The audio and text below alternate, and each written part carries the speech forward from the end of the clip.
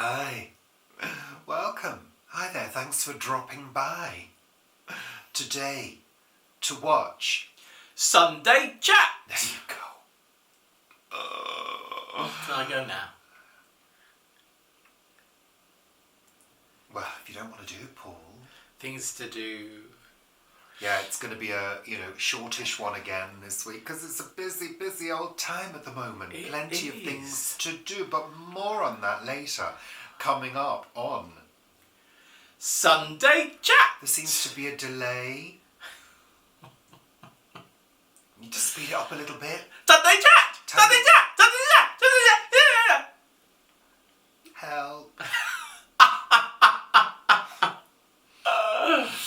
Oh, yeah. So yes, welcome to the show. It is Saturday morning for us here in the Richard and Paul household. Though, as we are always honest, to be honest, that's not true. To be fair. To be fair and to be honest, that's not true. What do you mean? Well, it's Saturday afternoon. Oh, morning, afternoon. It's all much of a muchness, really. Today, in our timeless household, we were talking about that on the live show last night. Yeah. The feeling that, everything just sort of blends into one when you don't have a structure imposed by somebody else or by a faceless organisation or corporation. Well, I do have a structure. Yeah, but it's not a faceless corporation, No, is it? it's a not. small company No. that you work for. You're very fortunate, Paul. Well, yeah, it's my own company, so it's, you've got to make sure you have the work and things like that. I was thinking about Vanessa. Well, yeah, and Vanessa, which is three small, four small companies, actually, that I administer there, yeah.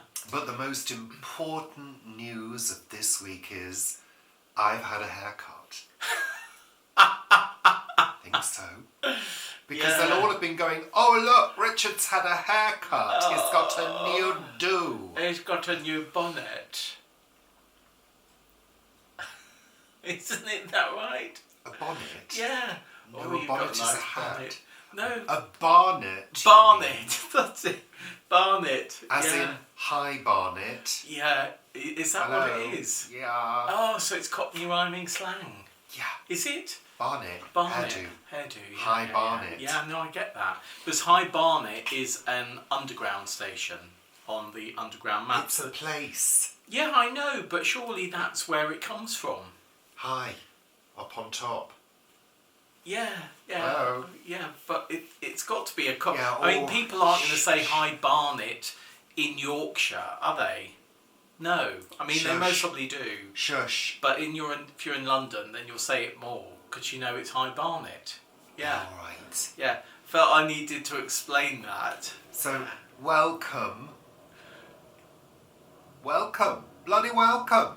Thank you for tuning in.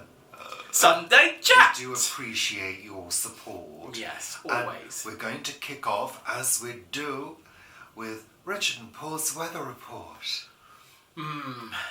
So we're now 2.5 weeks without any, even minor rain, really. We've had a little bit of drizzle, but literally seconds of drizzle. Really? But When was that? last week, it was literally fleeting. It came and went without any notice.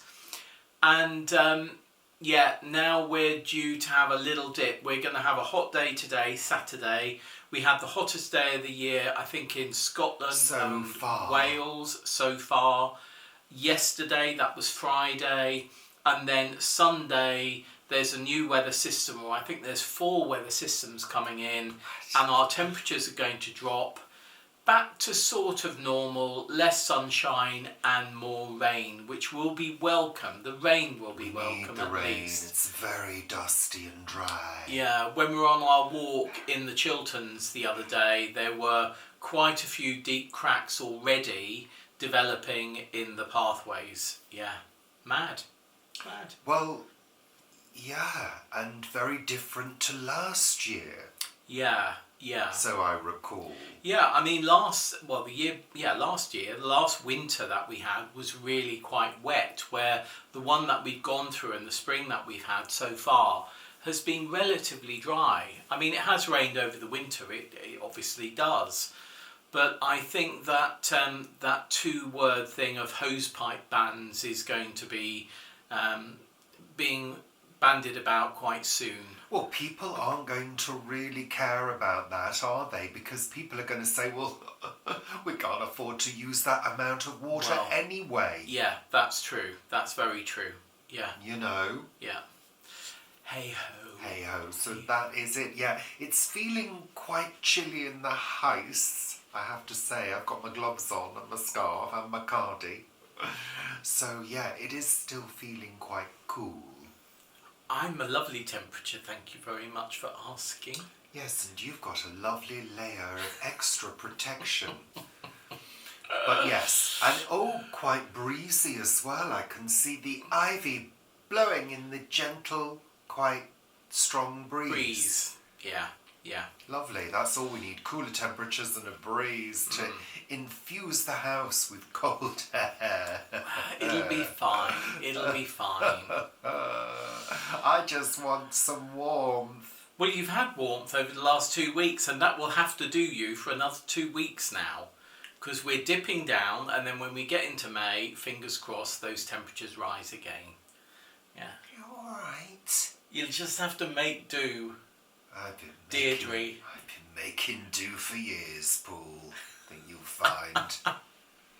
So, lovely. We just wanted to say a big thank you to those of you who joined me on the live show every Friday, 6 p.m. British summertime.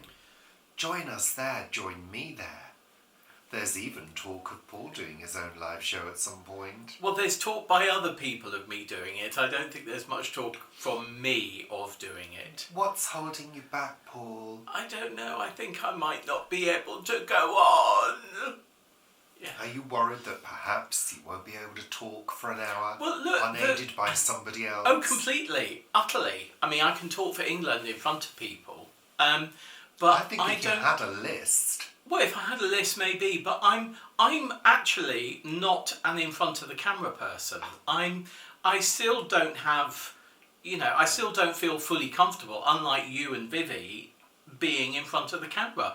I've always been a behind the camera person. Throughout my career, I've been the one writing the scripts for press conferences and for videos that have been done, and when we've been doing photo shoots, I've been the one directing the photographer of what we need for the photo shoot, and that's 30 years of my life, and I've never felt comfortable in front of a crowd of people. No. A few people, yes, even when I was chair of the Allotment Association and I needed to, speak at the AGM in front of only 25, 30 people that I knew really well, it was still something that made me really nervous. So, there we are. And also, you don't have the glamour either, so that's an advantage, I find. No, absolutely, I don't have the glamour. No. I don't have the glamour. But I am thinking of starting, this was discussed last night, my own site of OnlyFlans, where I talk about pastry dishes, because I think that would be actually quite interesting. Paul's OnlyFlans. Well, you've given the idea away now. Yeah. Never discuss new ideas. No, never discuss. Until you've rolled them out. Absolutely. Did you see what I did then? Rolled them out. Yeah, got that. You see? Yeah. It fell a bit flat. Yeah. It didn't really rise too well. Yeah. Is pastry supposed to rise? Well, it puffs up, doesn't it? That's rising, isn't it? You get your little layers. Yeah. I've got quite a few layers. Yeah. Anyway, there we are. OnlyFlans. You saw it here first, but you might see it on other channels. Yeah, you will more. do now. Yeah, definitely. Well, look, it'll take you time to roll that one out, Paul. Absolutely. Oh, yeah. I did it again. You did it again. Yeah. But I think that sounds quite fun. Yeah. But how many flans can you make? Oh, lots. That's lots. The thing. Lots. I do like a flan. I like a flan. Now, what's the difference between a flan and a quiche? Well, for me, a quiche is always egg-based and significantly egg-based, where a flan is much more of a sauce that is a thick That sauce. is the difference. So a cheese and onion flan has a very, very different texture and taste than a cheese and onion quiche. Well, I just thought you could use my cheese and onion and potato recipe. Absolutely. With no cheese to make a potato and cheese flan. Potato, cheese and onion. My mouth is there watering. There we are. My mouth is watering. I think we do need to use your hot water crust paste. Well, there's some in the freezer. Well, there we are. Maybe that. That's right. Yeah. So, great. Something to look forward to. Paul's new cookery series. Paul's Only Flans. Yeah. Lovely. Better be. You've got work to do now, Paul. You've committed to it on camera. I sort of have, So, haven't I? Oh, God. Big thank you to all of you to start off with, but to those of you who joined me on the live show, and also to our coffee supporters as well on our supporters page, coffee.com, Richard and Paul. Is it a /? Yeah. Coffee.com / Richard and Paul. And also some news. Oh, drum roll. We now have a coffee shop on Coffee, or Ko-fi as they call it. Coffee, that's better. I call it coffee. It's just easier, isn't it? It's coffee. So we have a shop which is primarily selling my photographs. Digitally. Digital downloads available to everybody. You don't have to be a coffee supporter to access the shop. And there are several categories of photograph that you can download for personal use. So you can use it on your desktop, on your tablet or your phone.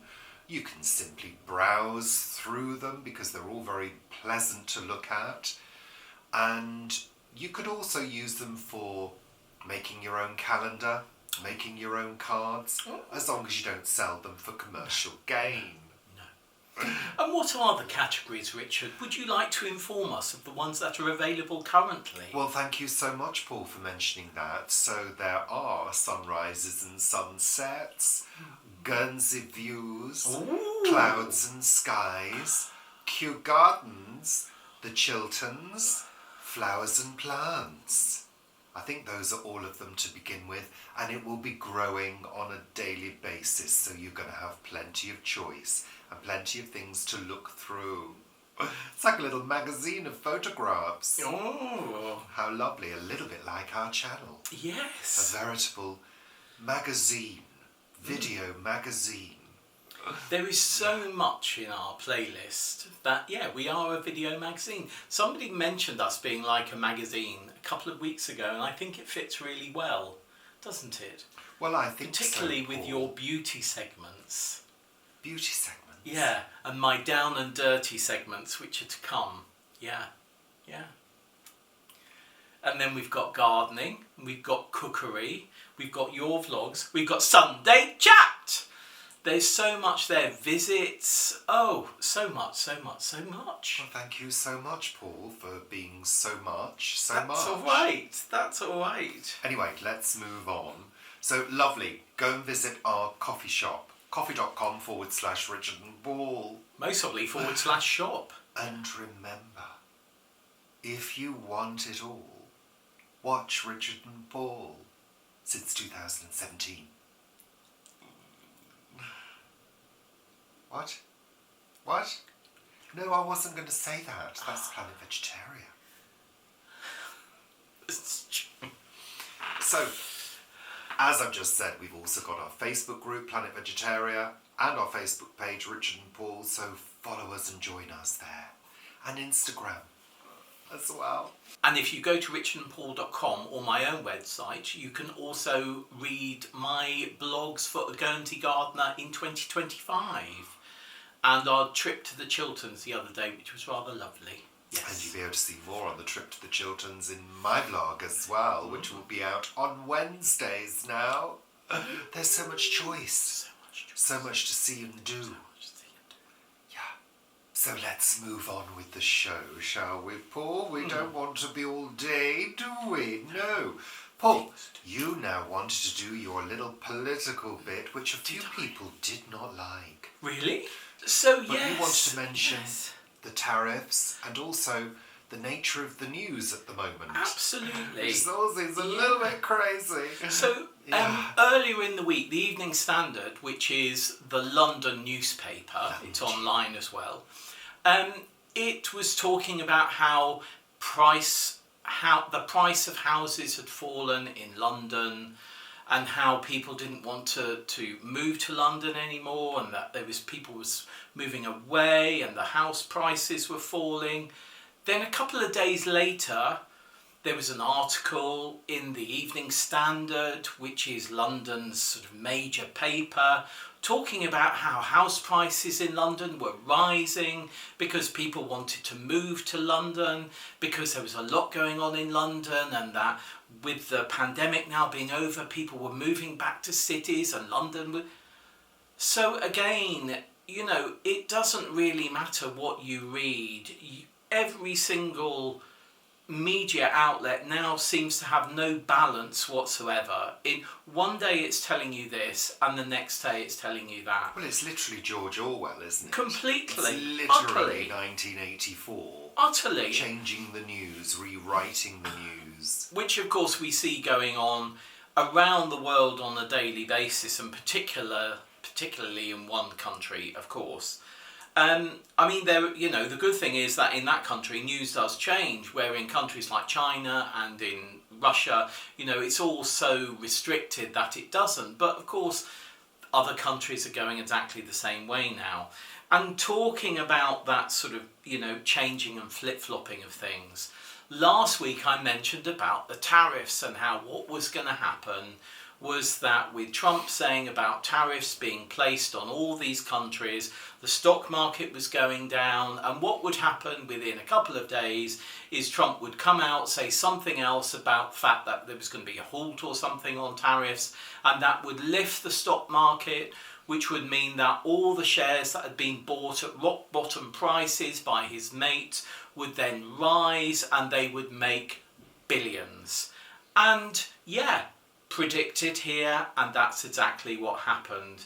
So at the beginning of the week, midweek I think it was, maybe Wednesday, Thursday, there was talk about the tariffs being put on suspension for 90 days so that discussions, which had already been happening for months in all cases, could be concluded, and that a 10% tariff would just be put on instead, blanket, apart from China, where there's just a bit of tit for tat numbers going on between them.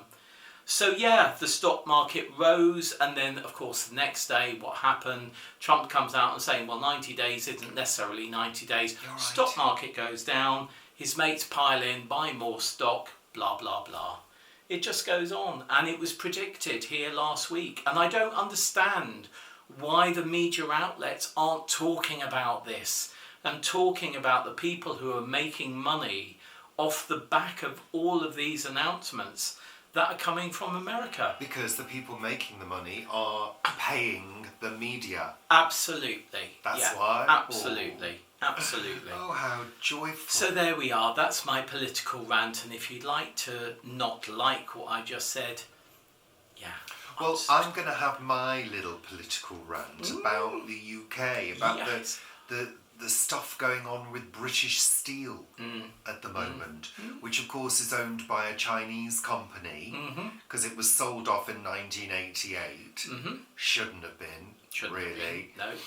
But apparently the government are changing the law today. Yeah, they have come back from their recess. They recall Parliament to sit on a Saturday. Yeah, to discuss changing the law immediately. Isn't it amazing? Isn't it amazing how laws can be changed like that?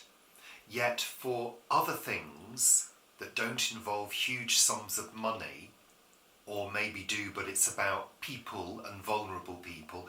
Oh, we can't do that. Yeah, there's no We magic can't- money tree. We can't change that because there's no magic money tree, and the government can't afford it, unfortunately. We can't do that for disabled people. We can't change the laws and give you more benefits because it would be too difficult to do that. No. Yet when it comes down to British Steel, that this particular company that they're talking about, this sector of British Steel, employs 2,700 people apparently. It does. Yet they're trying to... Directly.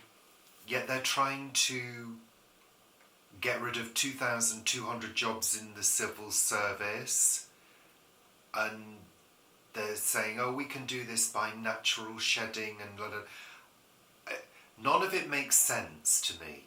None of it makes sense. I just don't really understand, because what they're saying is the reason that this company is failing is because they can't get the raw materials or haven't ordered the raw materials. So what was the reason for that? Why were they so quick to give up on this company? Okay, so it was to do with maybe getting a new furnace, an electric furnace rather than a coal-powered furnace. That's going to cost X amount of money. So that's going to be even more money that the government are going to have to shell out for this to save the industry. So you said to me earlier on, it's probably to do with the fact that steel is used to make many of the things that the armed forces use. Yeah. So it's actually about defence. It's partly about defence, yeah. But they're not saying that in the news. Well, of course, they're not So going to say, well, we need to make sure that we can build tanks and planes because there's a war coming. But this is the thing. Not going to say that. The story has so many different gaps as you're reading through. You have to try and piece together what it actually means and look at several articles in order to do that. So there was then another article that was saying, if the government doesn't step in to save British Steel or whatever the company is called, then we'll be the only country in the G7 that doesn't have its own steel making facilities. Yeah. So it's also about saving face. Well, it is, but it's also coming back to tariffs. You know, if we have to go outside of the UK to buy a significant amount of steel, then those companies that are creating the steel elsewhere can put higher tariffs on because they know we need to buy it, which is where it comes down to security again. And of course, though there's 2,700 jobs in that steel factory, there's a whole load of other jobs that rely on steel in the UK, from the construction industry to the car industry, and therefore where are they going to get the steel from? You know, those are the questions. Yeah, exactly, but there are gaps in the story as you Absolutely. read through. But also you think, who's getting a bonus because of this? Who's getting a backhander with these deals? Why have they been so quick when apparently this has been going on for a while? Why now? It's the tariffs. It's the tariffs that have changed that, and the fear of what may be on the horizon. Yeah, it's all a bit weird, isn't it? They'll save one industry because, well, look at defence and war. Yeah, always money there. Always money there. It's all about money. It's not about people's jobs, but they're trying to use that angle to say, we're going to save the community. But it's not about that. It's interesting. I worked on a play with Peter Bowles several years ago called Major Barbara, and Major Barbara is in the Salvation Army, but the father is actually an arms manufacturer. Very, very interesting play. Really good one to read, definitely. Lovely, Paul. Thank you. You're very welcome. I'm now preparing for the intellectual bit. So the date of broadcast for this show is the 13th of April. Already almost halfway through April. It's a nice word. Oh. Easy to pronounce. Oh. Easy to spell. Hopefully easy to read. Ah, sniffling. Airling. Airling? Airling. A-I-R-L-I-N-G. Airling. Well, it sounds like Notice I'm saying it in an airy way. Yeah, is it something that the way it travels through air then? Something that travels through air? Or airy speech? I think something that travels through air. I think there's pollen in the air. There's a lot of pollen in the air at the moment. Are you sitting comfortably? Then I'll begin. Sit down. The lovely term, airling, was once a name for a young, light, thoughtless, gay person. Oh. Oh, I knew I liked this one. And used this way by Ben Jonson in his 1611 play Catiline. Catiline? Though authorities disagree on the derivation. The grammarian John Ashe, who was buried on this day in 1779, is remembered for his A New and Complete Dictionary of the English Language, 1775, which was the first to include the words, "Oh, I can't say them. I want to say them. Well, I can say them, but I'll have to bleep them out." I'll start that one again. Is remembered for his A New and Complete Dictionary of the English Language, 1775, which was the first to include the words and Oh, lovely words. on the present matter. It says that airling should properly be spelled earling or erling, E-A-R. presumably from early. The OED, Oxford English Dictionary, however, assumes that it is straightforwardly from air, so meaning light as air. That is presumably why the other sense of airling is of a creature that lives in or travels through the air. Either a celestial fairy or a swinging monkey. I think I'm the celestial fairy. You're the swinging monkey. In any case, such are the insults that older generations routinely visit on the younger sage heads might do better to say of their inheritors no worse than they are airlings. Aww. Well, I'm confused now. Is it a good term or a bad term? It's a term. I like the word. Thank you for listening. And now, to the final segment of the show, which is what have we watched on television this week? Well, we finished Schitt's Creek. Bye-bye, Netflix. Yeah, Netflix is gone now, and that means we save £12.99 a month. Yeah. Which can pay for a couple of meals. I mean, it's quite incredible to think it's gone from $6.99 to $12.99 in a matter of years. You know, that's almost doubling. Yeah. Yeah, I mean, you know, considering we hardly watch anything from it, you know, and we just kept it because we wanted to finish Schitt's Creek again. Yeah. I actually fell asleep at the end. Did you? Yeah, I did. Oh, I was in tears at the end. Yeah. You always are, Paul. I am. There are just those Yeah. amazing, poignant moments through the whole series that just bring you to such emotion. Yeah. Yeah. Well, those of us who have got a heart, anyway. Yeah. Yeah. So, yeah, finished that.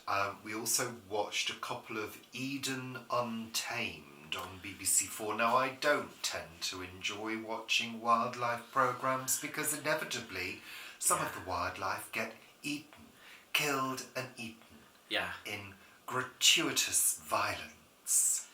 Well, in natural hunting habitats. Well, I don't like it all. But yeah, I'm not a great fan either. It's lovely to hear about the lives of all these creatures, and then suddenly you hear about the hunting bit, and we both go, oh, well, what's something else now? No, I just don't like it. It makes me feel a little bit sick. Queasy. Yeah. Queasy. Yeah. We watched a programme on Doris Day on Sky Arts, which was an interview with Doris Day. I've seen it before. I've seen it before. I'm sure. Yeah, quite interesting, and very interesting how with this interview she knew where the camera was and she spoke directly to the camera. So there was the interviewer over there that she spoke to, and then there was the camera here that she did. Absolutely, yeah. That's why I'm saying that she spoke to both of them, Richard. But she was a consummate performer. Absolutely, and she showed very much her skill in what she was doing in this interview. Well, she was a good all-rounder, wasn't she, Doris Day? She could sing, she could dance, she could act, you know, she looked lovely, you know. But of course she was very, very careful to tell us that, you know, she's not the girl next door. And actually, if you watch her films, there are plenty of films where she behaves very badly, you know, and yeah. I mean, those were her words, not mine. So, you know, she wasn't the girl next door, and what was it called? I Don't Even Like Apple Pie? Yeah. Or something. Yeah. I don't think, I'm not sure we watched right at the beginning. Peach pie. Peach pie, is that, what did she say that? That's what she said. Oh, I missed that bit. There we are. Yeah. So that was quite interesting. We watched an episode of The Good Life because it's been 50 years since The Good Life. That was on BBC Two, and of course, who doesn't love a little bit of Margot? Yes. Thank you very much. Yeah. I mean, it is incredible to think that that was 50 years ago. I mean, many people now, younger people, may not have any idea what The Good Life was, but it was such a huge programme at the time and made stars, really, of everybody in it who wasn't a huge star at the beginning. Because Richard Briers, of course, was, but the others were working their way up and became huge stars because of that. Household stars, household names overnight. Yeah. Literally. And I just think I worked on a show with each of them, apart from Richard Briers. Yeah, interesting. We watched a programme called Jules and Greg's Wild Swimming on BBC Two. Yeah. Well, they were very nice, but I really wasn't that interested. I was. They were going out urban swimming with different people, and it was I think it's a BBC Scotland production, so it was set, I mean, they live, I think, in Glasgow, or between Glasgow and Edinburgh, and the swimming was in Glasgow and Edinburgh in urban environments. It was quite interesting. It'll be interesting to see where it goes.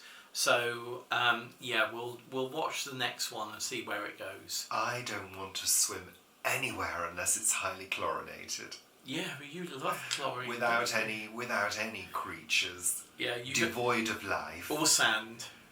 I don't want anything soft underfoot. No, because there are creatures living in it. Yeah, no. They are those creatures, aren't they? That sort of, they come up and they prick you in the feet. Well, there are all sorts of creatures that swim into all sorts of available orifices. Yes, that's true. I'd quite like to go to the Dead Sea. Right, because you can just float. There's nothing in it apart from people. Exactly. Yeah, I do love. I was just reminded then about at night when the big waves are rolling in, the phosphorescence that you can see in the waves as they crash on shore. That's quite stunning, really. They're creatures. Yeah. They're creatures. Each one waiting to be swallowed. No. Hopefully not. Oh. Yeah. I used to enjoy the sea. I remember having some fantastic swims in Greece many years ago. Massive waves, and you'd go right out and you'd sort of jump as the waves, you know, and it would carry you back into shore. And fantastic, clear waters, beautiful. Now, I don't know what's wrong with me. I just can't even think about it. I think it's to do with the cold as well. Yeah, mostly. I don't want to be frozen. And they were doing ice baths as well. Yes. I don't think so. No, I'd have a heart attack, I'm pretty sure. I do remember when I went to Ibiza with Mum and Dad and a friend of theirs when I was like 13, I think. And the water was so clear, as it is very often in Guernsey, and particularly in Herm. And I looked down and I thought, oh, there's an octopus. And then it bit my toe. Yeah. It bit your toe with its beak. With its beak, yeah. Did it was just a nip, no, but it was pretty sharp. Yeah, I could feel it. And then it went off, so it didn't like me there. So it tried you out, didn't it? Yeah, didn't like the taste. No. We watched a couple of episodes of The Genius of Modern Life, and the episodes were concerning air fryers and fridges. How they work, how they're made, the science behind it. The components. She takes them apart, basically, and shows you all the bits and pieces. And I always think, what a waste of an appliance. In some ways it is, but it is interesting to know the science behind modern equipment. And even though I've always known with fridges and freezers that it's not about putting cold in, it's about taking warmth out and stopping warmth getting in. Yeah, I was actually talking, And but it's fascinating to sort of see that and to hear someone state it again, because you go, oh yes, I know that, but maybe you learn something else about why that happens that you didn't know before. I mean, the science and the physics around all of these things are absolutely incredible. I mean, if you stop and think about how things work, how electricity works, how hot and cold, you know, the laws of thermodynamics and all of that, it's pretty weird. It really is. Physics is crazy. I mean, people talk about, I don't know, paranormal. But if you look at physics, I mean, that's pretty bloody paranormal in my view. It is. Yeah. You know, it's crazy how it works. And they with the air fryer, they showed how important the base was. The circulation. Which allows for circulation. And talking about sea creatures, the particular company, I can't remember which one it was. Was it Bosch or... No, that was free. Anyway, whoever it was, the shape of the floor of the air fryer, they called it a starfish, even though it was in quarters rather than fifths and sixths. They called it a starfish because it's the way that it spins around and throws the air back up into the air fryer to make things crisp. Cook properly, crisp. Yeah. Interesting. We watched a little bit of Shirley Bassey at the BBC. Yeah. That was, I mean, you know, I think nowadays her performances are, you know, she's obviously much older and, you know, has still been performing, but I think the performances, if you go right back to the 60s and 70s, I mean, these are performances. Yeah. I mean, incredible, really. She takes you along for the ride. Yeah. Really. Yeah, absolutely. You know, this is not a passive performance. You feel involved because of the sheer power and projection and drama that she injects into every moment of the song. You know, this is pure talent. Yeah, genius talent. But natural talent. Yeah, absolutely. As well, you know, this was not manufactured. This is, I mean, you look at what some of the performers of today do, auto-tune all the way through, you know, it's not really a real performance, it's part computer, part human. She didn't need any of that. No. You know, it didn't exist anyway. No. So, you know. And it's interesting watching them in black and white, and then the early switch over to colour in the 70s, and seeing those dresses, I mean different dresses, but the same sort of style of dresses, just so spangly. I think we've said it before, several of her performances, her shows, the Shirley Bassey show that she did, I mean, the show used to start with her on the front of a ship. Yeah. You know, or a boat, or a castle, or it was a huge opening a beauty number. spot with a wind machine, you know, with the dress flying behind her. It was fantastical, wasn't it? You know, and real. You know, nowadays it wasn't just CGI, was it? No. I was reading earlier about a class somewhere who, for their, I think it was at their university, they did this thing about going on holiday. They did a piece about going on holiday to Spain, and they documented themselves over a week spending their grant money going on holiday to Spain. And I think it was media studies or something like that, and there was a big furore about it. I think this is quite a few years ago. There was a big furore about how they were spending their grant money going on holiday, for them to then reveal on Radio 4 that actually they hadn't left the UK. They had spent that time faking all of the photos, the imagery, and even them coming back through, I think it was Bradford Leeds Airport, with bags and things as if they'd come back and bought souvenirs and things. So yeah, all the fakery that goes on now, it's you don't, when you see somebody doing something amazing on the front of the boat, it's usually CGI nowadays. Yeah, not Shirley Bassey. Well, thank you for that, Paul. I think that was valuable. So it's time to say goodbye now. Is it time to say it's goodbye time to already? Say goodbye. We could carry on chatting for hours. No. Yeah. No, because it's time for you to make lunch. Oh, right, okay. Yeah. Well, I know what we're having for lunch. What are we having for lunch? We're having wraps with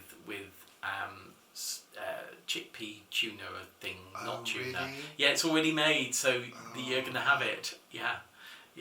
Chickpeas are not his favourite thing anymore. No, they're not. Have they ever been your favourite thing? Not really. So we're sort of moving over to butter beans and other beans, but I've got chickpeas in the cupboard and they're going to be used. What, you've made the filling already? Yeah. Oh, so it won't take long to put together then, No, it so won't. I can expect lunch in double quick time. Absolutely. Yes. Thank you. So thank you for watching, joining us today for this show, which was Sunday Chat. Take care, toodle pip, au revoir. Bananas. Watch all the adverts now. Well, it's a bit late now, isn't it? Watch them again. Or at least the first 31 seconds. Yeah. And then skip. Thank you. See you very soon. Bye.